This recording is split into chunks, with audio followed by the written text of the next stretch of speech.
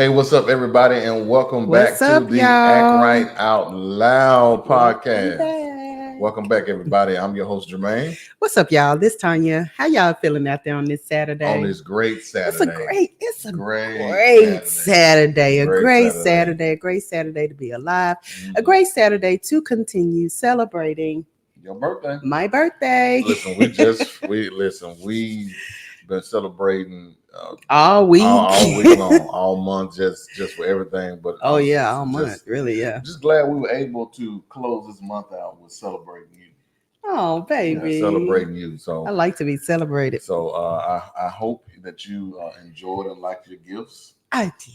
Good. I good, did, good. y'all. He talk about me being a good gift giver. Mhm. You are a good gift follower. Oh, You well, I try my best. follow great advice. I try my best. I try my best. Try my best. But listen, it has been just a great month, and Yeah, it really has. most importantly, we hope that you all have enjoyed these first 4 episodes, and then today, of course, is 5th episode, and we're on episode 5, yeah. y'all. We really look forward to just hanging out with y'all for the remainder of the summer.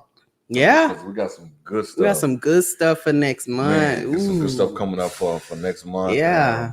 So I won't let the cat. Don't give it, because y'all, he be trying to give stuff away because he get too excited. I know that excitement just overtakes it. It does. Listen, once again today, this podcast is brought to you by Acting Zach Right. Make sure, if you haven't done so, go over to actingzachright.com. Yeah. Check out our website. Yes, check out the website. I know many of you are like, well, I follow you guys on social media, but listen, social media is just a portion of Acting Zach Right. The website, you can check out everything that we have to offer. Right. We got coaching on there. We got merch on there. We got, just books. How to connect with us. Yes. On there, in case you're not on social media as much, our website is a great resource. Right. Only favor that we ask, especially for those of you that have been following us every week, and you've been waiting for these new episodes. These episodes to drop. Thank y'all for that. We appreciate that support. All the shares, just everything. Help us. Make sure that you tell somebody about the Act Right Out Loud podcast. Right. Have them to subscribe to our YouTube channel. Don't be greedy. Don't try to hold it all to yourself. Give some of this good conversation to somebody. Give it to somebody else. You know they need it. Right. So if y'all can help us with that, that would be absolutely great. That would be great. But enough of the commercials. Advertisement done. Yes, let's jump into today's conversation. And it's a good one, y'all. Yes, today is good. And today we're talking about say it with your chest.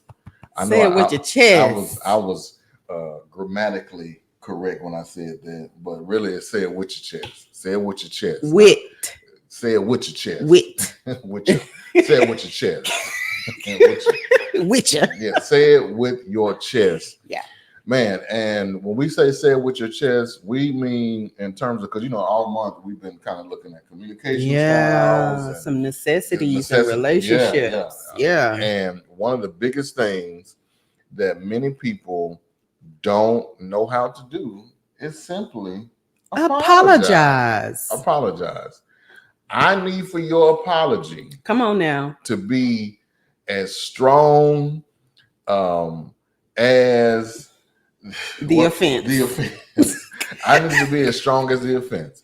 Keep that same energy. Keep that same energy. Don't you dare offend me with this big ferocious voice.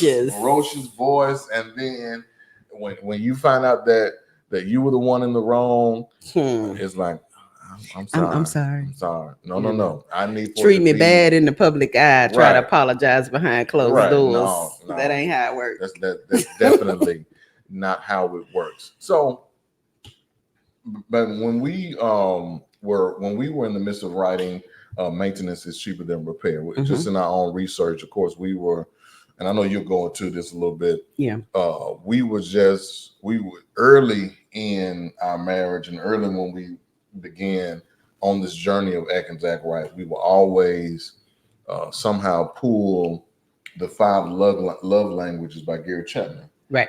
into our sessions, into our retreats, couples retreats that we would do, and help people kind of, help them, number one, discover Gary Chapman, because most people have heard of the 5 love languages. Right, but don't even know who's responsible for it. Yeah, and they hadn't they never taken the test themselves to see what the love language is. Yeah, and they just base it off, other people's response to it. But we found something else that was very interesting regarding to apology languages. Yeah, who knew that there was a such thing as a language you can speak that I guess, sensitizes your apology. Right.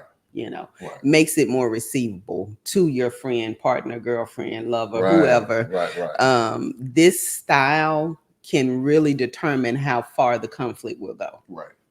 And for us to learn this, y'all, let me tell you, we were like, okay. Right. Now the love language thing, y'all done watered that down a bit much. Y'all making up love languages. My love language is food. Right. And I'm just like, okay, food is how you show love. Right. But this right here, not enough people are talking about it. Gary Chapman, he teamed up with the psychologist, Jennifer Thomas, and they came out with these apology styles. And when first I heard about it, my line sister was doing, some kind of, I don't know if it was a talk or a conversation, a podcast. I'm not sure what it was, but I saw a video on Facebook where she mentioned apology styles. She didn't go into detail, so I had to do a little research. Well, I went and found the research. And that's why when I brought it to your attention, I felt like we should put it in the book of Maintenance is Cheaper Than Repair, because you need to also maintain how you apologize and make sure that it is receivable. Right. And not just, I'm sorry. Right. No, we can't. Now, we all know that the best apology is change behavior. Right. Yeah. Whoop blah. They watered that down. Right. But sometimes you have to know how to change your behavior. You have to know how to get to the place of changing your behavior to the point to where your partner can receive it. So when I saw this, I was like, yeah, this needs to be our last episode for, this portion of relationship realities. I totally agree. And I think that, before because we're going to go through these. Yeah. And this is a shameless plug, but this is not anything. Well, yes, it is. Y'all still need to get this book. Y'all look. Don't worry. Yeah. Just in case you forgot what it looked like. Yeah, don't worry. It's right here. Maintenance is Cheaper Than Repair. I'm telling y'all, it's therapy in a book. Right. It really is. It could answer a lot of your questions just by reading it. Right. And before we go into really looking at these different apology styles, we want to express the reason why that we put this in the book, and the reason why we're talking about it today is simply because people know how to say I'm sorry, but they don't necessarily know how to apologize. Yeah. Saying I'm sorry and apologizing are two different things, two total different things. And I think we believe, because number one, most couples, they don't necessarily know how to communicate as well as they should with each other. Hi. Right. That part. Yeah. But then also when there is some kind of offense, whether small, large, whatever the case may be, within your relationship, or and especially of course in your marriage as well, there's this whole thing about really knowing how to apologize. And not just mumbling the words, I'm sorry. Not just saying, I'm sorry. Yeah. Well, I get that. And what do most people say? No, you just sorry that you just got caught. Would you be this sorry if this? But people are more familiar with I'm sorry than they are an apology. I apologize. Yeah. Here's the reason why. The reason why is because with you saying I'm sorry, there's no responsibility behind that. But when you say that I apologize, especially if it's coming from a sincere place, I'm apologizing, and I'm going to also take the responsibility for the offense, and I'm also going to show you how apologetic I am with my actions. Right. I understand what I did.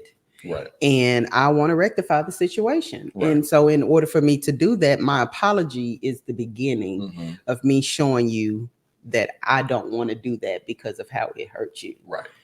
You have some people are they think in reality, when you say I'm sorry, to me, that's just, words, right? But when you bring your actions into play and you can show me, I think, and we've read this for ourselves and, kind of thought about which apology style, is, your apology style. Right. And so did you find yours? Actually, yes, I did. I did. And there are 5 of them. And when you read the list, I'm like, all of them. Well, before you say them, and this is just, well, go ahead and say them, I'll kind of state what I was going to say. Before I state them, I want to say this in terms of this whole I'm sorry and I apologize. When you are the person who has offended, given the offense to your spouse, significant other, or what have you, you really are putting yourself in a position to play offense. I'm sorry put you in a position to play defense, because basically, you're saying I'm sorry, but then behind that I'm sorry, you're going to defend your particular actions versus me apologizing and really me just taking in everything that is being expressed to me in terms of how I hurt you with the offense, how it made me feel. You got to sit there and take all that. Yeah. If you are the offender, you have to sit there and take all of that. And you taking all of that, it should allow you to really process everything in that moment, everything that you've done. That's the reason why sometimes you can't. It's easy to say I'm sorry, but that apology sometimes, after you get through receiving everything in terms of how you made this, the other person feel, you need to sit with that for a moment. Yeah. So that you can really see and understand how this affected my spouse or affected my significant other, so that I can come back to you in a respectful way and say, hey, you know what? I thought about everything that you said, and you're right. Yeah. You're right. I didn't see it in that moment. I was upset, and I want to apologize for, and then begin to explain why. Yeah, what your intentions are after the apology, after you apologize. What my intention is to do this, that, blah, blah. Right. And this will dive right into what the actual apology languages are, and what kind of go through them. It's 5 of them, so we're not going to spend a lot of time on them, but just kind of give you a overall view of each and kind of talk about how they, how we relate to them. So I'm gonna read them. List them out, all 5 of them. Then we're gonna kind of chat just a little bit about it. Yeah. Okay. Yeah. So the first one, listen to this, y'all. First apology language is expressing regret. Expressing regret. Number 2, accepting responsibility. Number 3 is making restitution. Number 4 is genuinely repenting. And then number 5 is requesting forgiveness. So those are the 5 apology love languages. Now, just apology languages, baby. What I said? Love language. You just brought both apology of love language. Yeah, you done brought both of they. Like apology love language. No, these are your apology languages. Excuse me. So now you can see how we feel like all of them are relatable to an effective apology. But there's always one that stands out more than the other. And so that would be the one that you can genuinely receive the apology. You can genuinely say, okay, I feel like you meant that. And let's see what you plan to do from this point forward. Yeah. It's kind of hard for me to say which one stands out the most. Oh, okay. I thought you was about to say it's hard for you to apologize. No. I'm like, bro, what's happening right now? No, it's not. It's not hard. But I've been that I'm sorry person. You have. I've been. Dang. I mean, I'm just hey, honesty, right? We talked about this. Okay. I've been out there. What did okay mean? Hey, you said it. Hey, that's your. Hey, I've offended you. I apologize. No, I mean, so expressing regret. Mm-hmm. There is an offense is an offense. Yeah. So that means that if I stub your toe, then it's clearly I'm going to apologize. I apologize for stubbing your toe. That's on accident. Mm-hmm.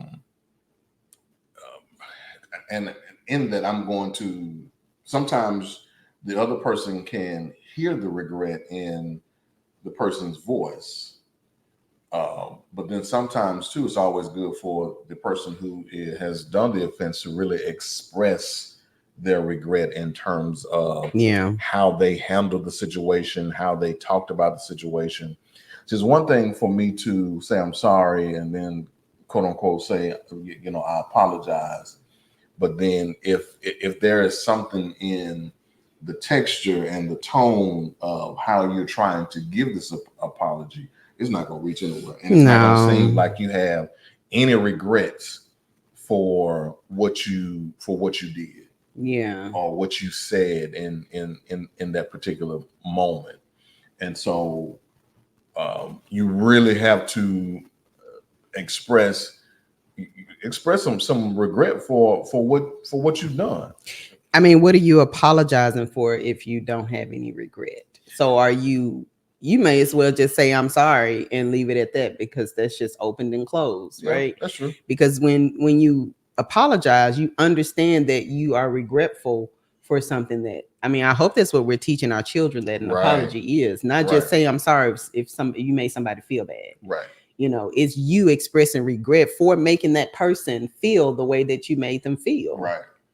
And it needs to be, once again, it needs to be loud. And when I mean loud, I'm not talking about it needs to make sense. It needs to make sense, and you need to, you have to make it right. Yeah. And without us going into detail, for every person that's listening, I'm pretty sure you had situations in your marriage or in your relationship where you're like, you had to apologize and express some sense of regret. Yeah. And watch this. And then but you didn't use the preaching. Watch this. Right. No, watch this. Watch this. We have these Usher. We have these moments. I'm messing up your thought. You keep trying to get it out. You can't even laugh at my joke because you keep trying to get your point out. Because it's so important. It's so important. We have these moments where whatever happens. Mm. And then maybe 2 weeks or a month later, we're talking about it. And I say I'm just talking about couples in general. And then we finally make the statement, man, I really regret I did this. I look back on it and I regret it now. You're just now regretting it. You're just now regretting the particular offense. So how do you express yourself in that moment? I'm still stuck in the point of me trying to make my joke. I'm sorry. So express was that regret. A good apology? No, it was not. It wasn't good, right? Because you felt like I should have been more in tune to what you were saying, and by me not, I didn't acknowledge that. I just said, I'm sorry. No, it was. I'm sorry. But you get where I'm going with it. It was a quick I'm sorry. It was a quick I'm sorry without even thinking about how I just made you feel. And your face said it all, So I didn't have to think about, did I offend you or not? You get what I'm saying? So that was an exercise. I was trying to do a little example. Oh, that was good. That was good because I didn't know. Well, if you would have known, you wouldn't have messed it up. Oh, because you would have been laughing. That's true. You would. Yeah. That is true. But I'm sorry. Are you sorry or do you apologize? I'm sorry. I'm apologizing so many syllables. I apologize. I'm sorry. Right what's going on? I'm sorry, y'all.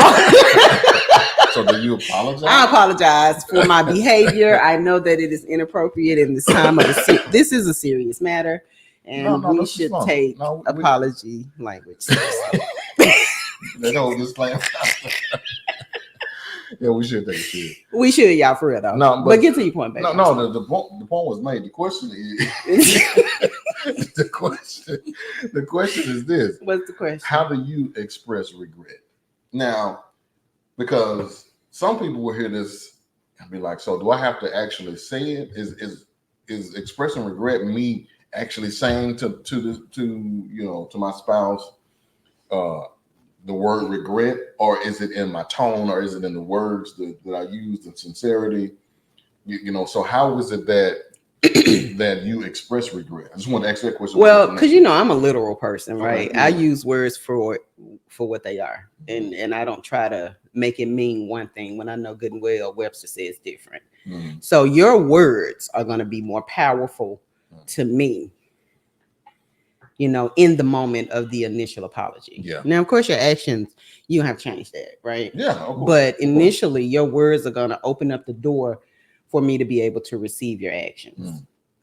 So I think that with me, expressing regret means that I can tell you exactly why I'm regretful. Mm-hmm. I can tell you exactly why what happened made you feel the way that it made you feel, because you've communicated to me before that you don't like that. Just an example. Yeah. So words, definitely expressing your regret verbally. That's good. Yeah. So expressing regret, mm-hmm. and then this one, I don't know why I laughed at this one, but I guess because you showed chuckle. You see so many people who don't do this, and that is accepting responsibility. Accepting responsibility. Being accountable for what you just did. For what you did or what you said. Don't try to put the blame on nobody else. Mm-hmm. It is not. How is it the person's fault for something that you did? Well, the only reason why how you gonna blame the victim is because listen. I don't care. I don't care what Tanya does to me or says to me. If it is a offense towards me, I have a decision to make in terms of how I'm going to respond. If I respond the wrong way, I have to accept the responsibility of responding the wrong way, just like she has to accept the responsibility for doing or saying what you said. Mm-hmm. So this kind of levels the playing field, especially when there is a disagreement. Because in arguments and disagreements, some things will be said or taken out of context, and they may feel hurtful. And then once things, and they may be not feel, they are hurtful. Let me just say that. And then when things die down, in that conversation that you all are having, I'm not going to allow. If Tanya does something to me, I'm not going to allow her to leave the conversation feeling depleted, feeling beat up, after she has, expressed her regret, accepted responsibility. I too then have to make sure that she knows that, hey, I apologize for my part as well. I shouldn't have responded this way. I didn't have to keep doing it this.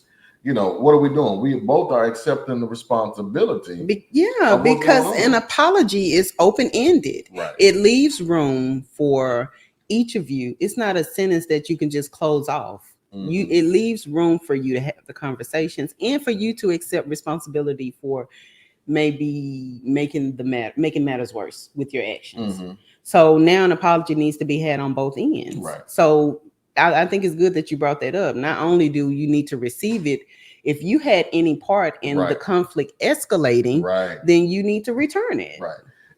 Because it's almost like me coming, and I know this argument, and I know that it started based off of something that you said or did, and then you come to me and you apologize and very apologetic, you regret it, and I'm like, okay, thank you, and get up and walk away or just go. Why was that thank you so snappy? Because some people feel like that the first person who apologizes is the person who loses. This ain't no game, y'all. Yeah, this ain't a game. This ain't a game. It's a rap game. Oh my God, you have no focus today. And so, but that goes where people are trying to take score. In y'all need to go back and watch part 2 of Open Relationship. Yeah, you can't. You're not dive into lips. You're not going against each other. Yeah. So I want both of us to leave this conversation with a clear understanding in terms of what was said, what was done, how I felt. Here's a good one. Me and Tony, we do this thing, and we've been doing it for a long time.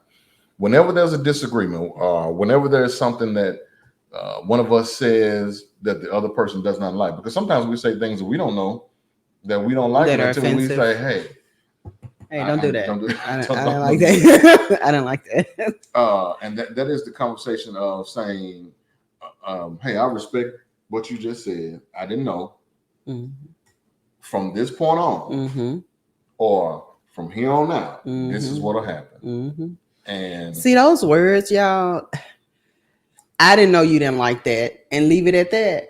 That right there will escalate very quickly. But saying I wasn't aware that made you feel that way, and I apologize for making you feel that way. And from this point forward, not since you don't like it, I just won't say it. From this point forward, you know, I'm gonna watch that because you're not taking responsibility when you do that. Exactly. Yeah. But you can also add, give me a little grace because it's something new for me. Right. And I may mess up. Right. Acknowledge that you made the mistake, but also ask for grace in that situation because your partner may not know that you will continue to make mistakes just because you initially said, I ain't gonna do it no more. Right. Right. Because you got to be honest with yourself. Absolutely. And you definitely need to tell them, I'm gonna work on this. I'm working on it, but I may make mistakes. So give me some grace. Right. Yeah. So accept the responsibility. Accepting responsibility. Hold yourself accountable for how you treat each other and the behaviors that could offend. Right. And then of course the making restitution. Can you talk a little bit about that? Just making restitution. You know, when you put forth effort, thank you. It goes a long, long way. Yes. Now, change is the best result from an apology, right? But it may not always be the case, and it may not come in the form that you think it should come in. But if you see that person putting forth the effort and really trying to make up for the offense, is what we're calling it, the offense. Right. Then come on. Then we just talk about grace. Extend grace. We did, and it has to be space for grace. But just us talking about this point, that I saw a meme. Lord, that talks about how some couples apologize to each other. They'll be like they have an argument, and then they'll be like, I'm gonna go up and get something to eat. You want something? You want something to bring it back? They don't even apologize. They just ask stupid questions. One of them said, "Was the stove still working in there while you went?" Right. Was that faucet still dripping water when you came out? Yeah. They don't apologize. They just keep moving on. I think the level. Do you think that's because some people don't require an apology? They just want to look at it, see it for what it was, and just move on. I think some people may be like that, but then I think a vast majority of people. They don't know how to apologize. But sometimes when you avoid small little conflicts like that, in the beginning they can be pet peeves, but they can blossom into some pretty damaging conflict. They can, with how you treat each other. They can, and I think that it also depends on I guess how big. Yeah, I mean, I'm not gonna harbor, any hate towards you because, every time I walk in the room, your shoes and socks all over the floor, right? Right. True story. That's why I looked away. Right. That's what we're doing. Yeah. Sorry. Wow. So I'm not gonna harbor, hate toward that. Yeah. Is that a pet peeve of mine? Absolutely. But it's not something that I'm just gonna beat you down with every time I get a chance. Right. So knowing the difference with how big of a deal it really is. Yeah. Then too, that whole, the I hate to say the levels of restitution, but I'm just saying that because it just depends on the level of the effort you put in. Well, no, well, that speaks to it too. Yeah, but I'm talking about whatever it is that has happened.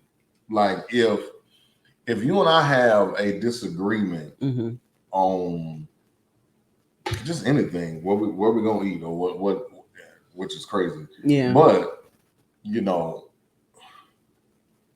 both of us want to be able to see what efforts are going to be carried out to make things better. Yeah. To make things better.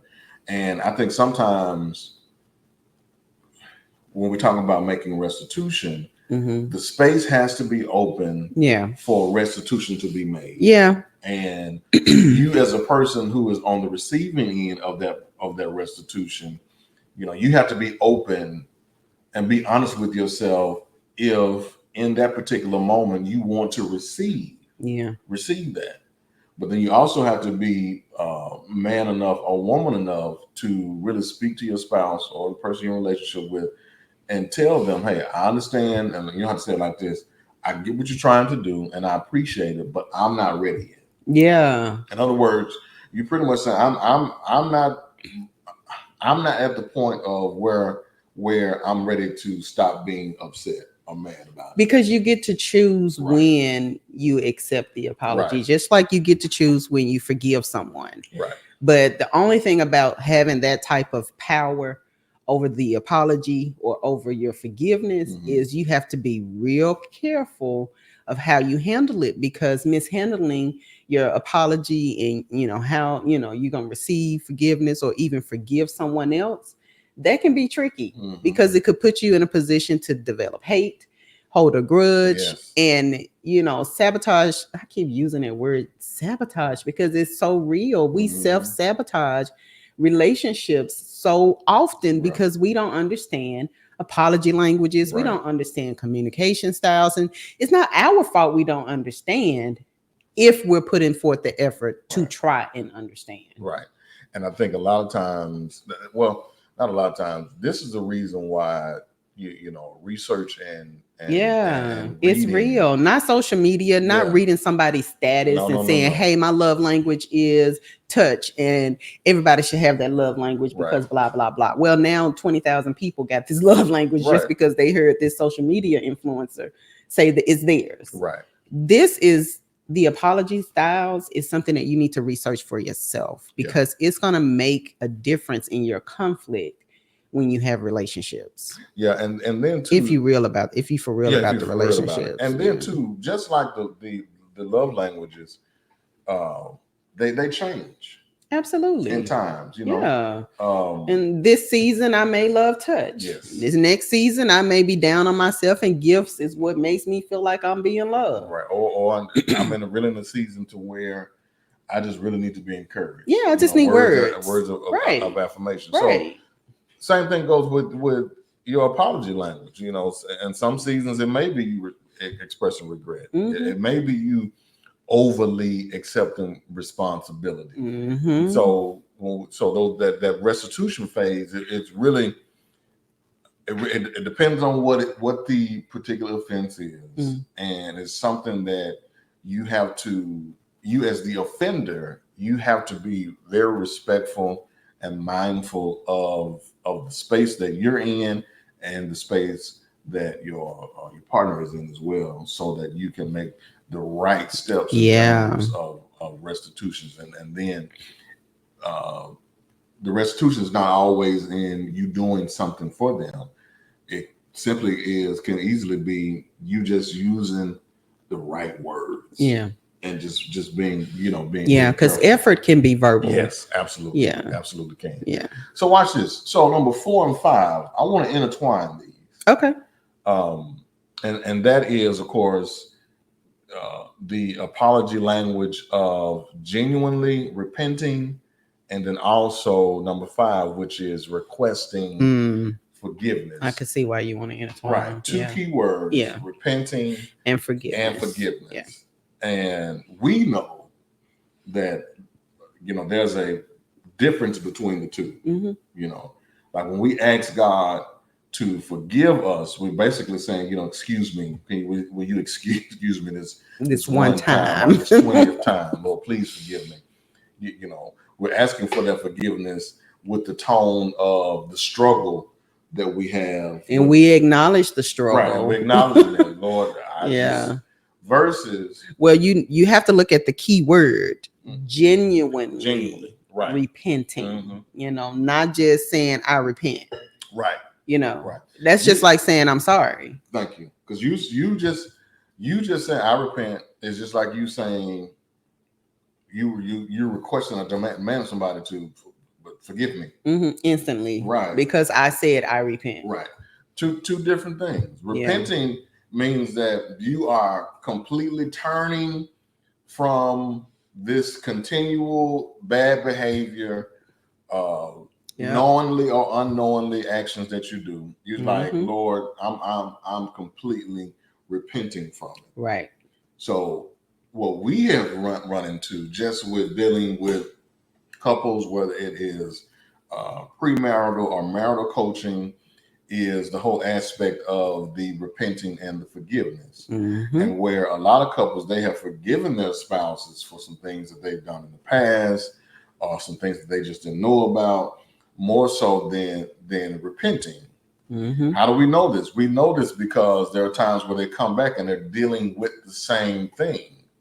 So that means that if they're dealing with the same thing, that means that somebody missed the mark on the whole repentance. Yeah, or you fake forgiving. Are you right? Fake forgiving. You fake forgiving. You're forgiving because you want to move forward. Yeah. Not because you have moved forward. Right. And it's a difference. That's good. Now, when you repent, you're putting yourself in position to say, I acknowledge what I did. I have a plan to not do it again. Right. Like a physical plan, not a mental plan. You have a physical plan in place. Right.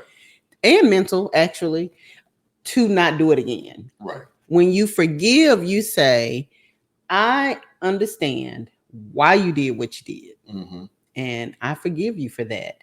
Where do we go from here?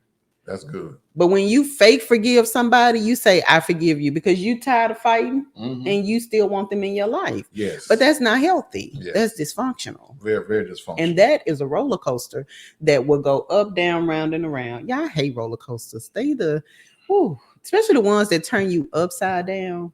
Yeah, I think I got ADHD. I cannot focus. I know. We know. Yeah, I love roller coasters. We know. Not a lot.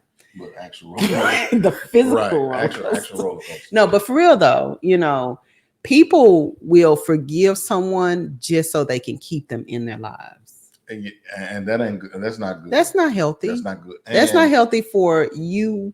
And that's definitely not healthy for them because they going around feeling like you done forgave them. You giving them false hope into a relationship that is now in a dysfunctional cycle. And gifts are not a form of forgiveness. Don't bring me no flowers when I just found out you cheated on me. Right. Don't bring me what you know I like. You know I like these. And flowers, baby. Do you know on these movies? Outside of flowers. But you know what I'm talking about in these movies? These men cheat and then they show up after they wife them found out with some flowers. You remember Terry from Barbershop? Did he bring flowers? Yeah, he brought flowers in the barbershop. She found a whole woman in the closet. Y'all, flowers do not solve the problem. No. Gifts do not solve the problem all the time. No. There are some people that could take gifts as a means to an apology, depending on what the offense is. It depends on what the offense is, but it the words and the sincerity, the genuineness. Yes. It's like genuinely repenting That does not mean that I'm a fake forgive you so we can move forward. That means that I genuinely repent for what I've done and I desperately want your forgiveness. Right. And watch this. And I'll give this point and we'll close it out. Okay. Here's a great example. And that is, if I done something to you and it has hurt you tremendously, and I'm really trying to get back in good graces with you. Me repenting to Tanya is almost like I was saying earlier. I've taken some time to really think about my actions so that when I come to her and ask, can we have a conversation, that I am the leader in the conversation. And I can, and I sit back and I apologize for everything that I've done. I address every part of the conversation that, you know, and not only do I apologize, but then I come behind the apology with saying something like this: that will never happen again. And with me saying that, see, I can't come out and say that before I you know, don't give the genuine apology. That will never happen again. That's me really expressing to you that not only am I apologetic, not only am I sorry for it, this will never happen again. And that is me repenting. That's me saying that particular behavior from me, you don't have to worry about it. You don't have to worry about that again. Now, I feel like that's extremely genuine, but it also puts us in a position to be able to receive your I'm sorry, or receive your apology if it was to ever happen again. Yeah. Now now let me say this. Now, I'm not talking about abuse.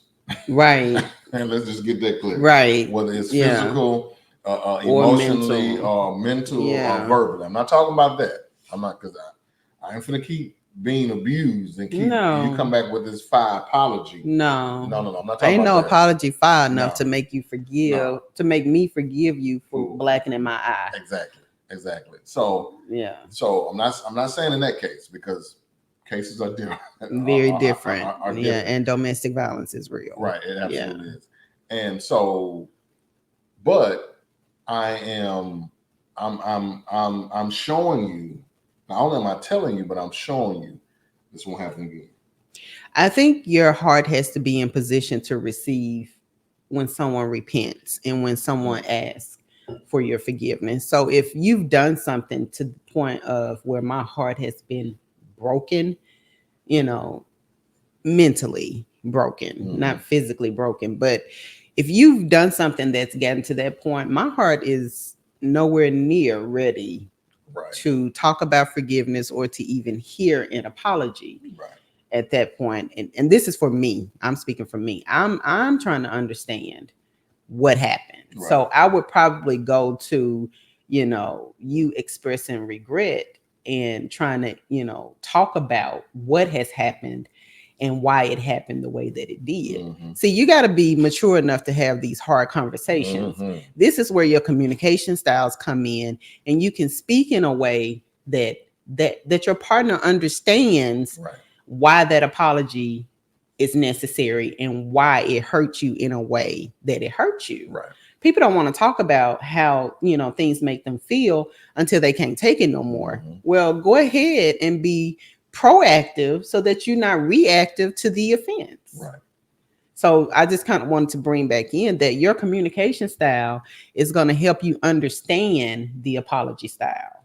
So they work hand in hand. I really give, you know, kudos to Gary Chapman, because these two were, you know, the love languages, how you receive love, and then the apology styles. It's a really good idea to do. It is. It's a good idea to have to help people understand how they can, you know, understand their feelings. Right. And so just to kind of wrap up, not just today, but this month as well. Yeah, this is the last Saturday of June. With these conversations that we've been having, a lot of people are quick to, ask Tony and I, how do we get a well so long, and how do we get a well get along so well? How do we get along so well? And our response to them is pretty much, we don't shy away from hard conversation. Not anymore. Yeah, not anymore. And we understand our communication styles. Do we get it wrong sometime? Absolutely. We got it wrong Friday. Right. Yeah, we did. Yeah, right. But we understand that we may get it wrong, but we understand what grace is. Right. We know that we are human. We are not perfect, and we're gonna make mistakes, right? Right. We're not human. We're not perfect, and we know that there are times where we have to slow the world down and sit down and have these conversations and have these moments, and sometimes they're going to be uncomfortable. Yep. But you would rather go through 30 minutes, sometimes an hour of an uncomfortable conversation, just so that you can have a 24-hour period of just being relieved that this thing that has been heavy on you is not heavy anymore. Yeah. And so we make sure that there are spaces where we can come and have these conversations, and don't beat around the bush. Just cut the small talk out and just say what you got to say. Say what you got to say. Say it with your chest. Say it with your chest. Say it with your chest. So say it with your chest. I hope this month has been a great month. I hope it's been a great month for y'all. We've enjoyed it. I've enjoyed this month. 15 years, baby. 15 years. 15 years of knowing each other, and 10 years of marriage. And this has just been it's been a great month. Absolutely great month. So you guys enjoy the rest of your Saturday. Yes, because I am. Right. Make sure, once again, you tell somebody about the Act Right Out Loud. Absolutely. Podcast. Make sure that you subscribe if you have not. Yes. And then when you subscribe, whether it is on YouTube to the channel or the Apple Podcast, what's the other outlets? Spotify, even Amazon. Yeah, all podcast streams. Look for us, and then click the notification button. Yeah, so you'll know. I mean, there's a new episode. I'm stuttering. Right. There's a new episode every Saturday around noonish. Yes. And we're gonna change gears a little bit next month. Yeah, but we're not gonna give it away. No, we're not. Not gonna give it away. So definitely make sure that you tune in on next week as we start another month out. I've enjoyed this month with you. Oh, baby, I'm enjoyable. That's a good one. I'm enjoyable. I'm enjoyable. Well, bless y'all, man. We'll see y'all on the next time. Y'all have a good Saturday. All right, be blessed.